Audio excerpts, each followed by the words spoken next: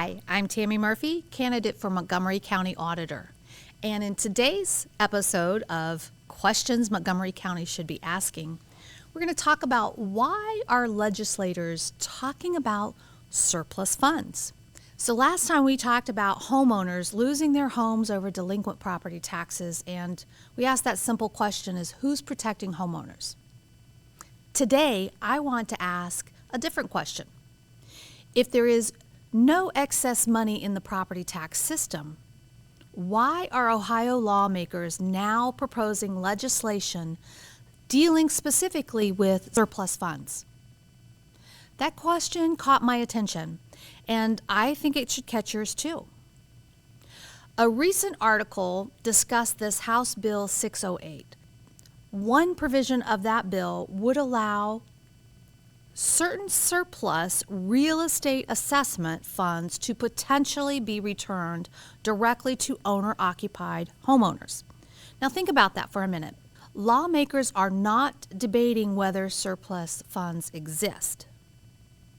They're debating what should happen when they do exist. So that changes the conversation.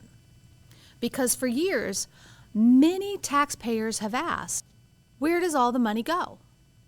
Now legislators themselves are discussing overages, refunds, and surplus balances. Montgomery County's own example is an article that referenced something many residents may not know. Following the 2020 reevaluation, approximately $5 million in surplus real estate assessment funds was redistributed back to local jurisdictions. Again, this isn't speculation. This isn't a rumor. This actually happened. The question isn't whether surplus funds exist. The question is, how should they be handled? And should taxpayers have more visibility into that process? Now, I want to be very clear. This is not an attack on our schools. It's not an attack on our cities. And it's not an attack on public employees. Our communities do need these services, and schools need funding. Public safety matters. Roads, parks, libraries, and all the infrastructure are also important.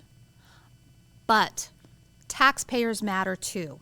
And I believe we can still support those essential services while still asking reasonable questions about transparency and accountability.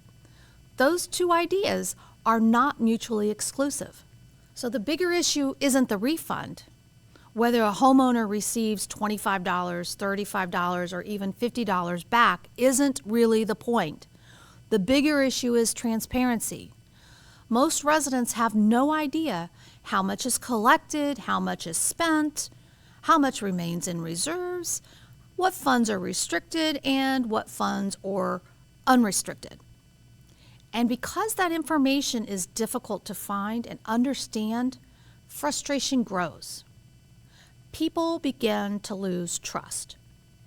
Not necessarily because something improper happened, but because they can't readily, easily, clearly see and understand. Transparency builds trust. Confusion destroys it.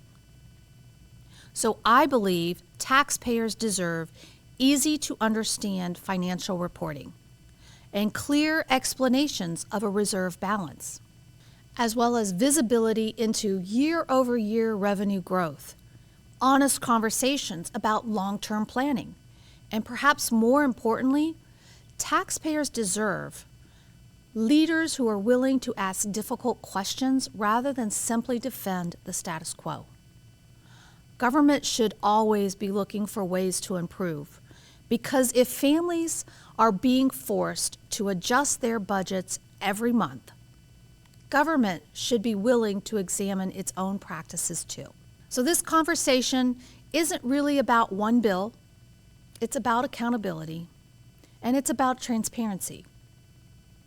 And it is also about making sure government remains responsive to the people it serves.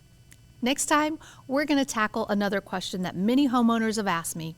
Where does my property tax money actually go? Because before we can talk about reform, we need to understand the system. And if you find this discussion helpful, please like, share, subscribe, comment below, and let me know. Do you think taxpayers should receive more visibility into those reserve balances and surplus funds? I'd love to hear your thoughts. Take care.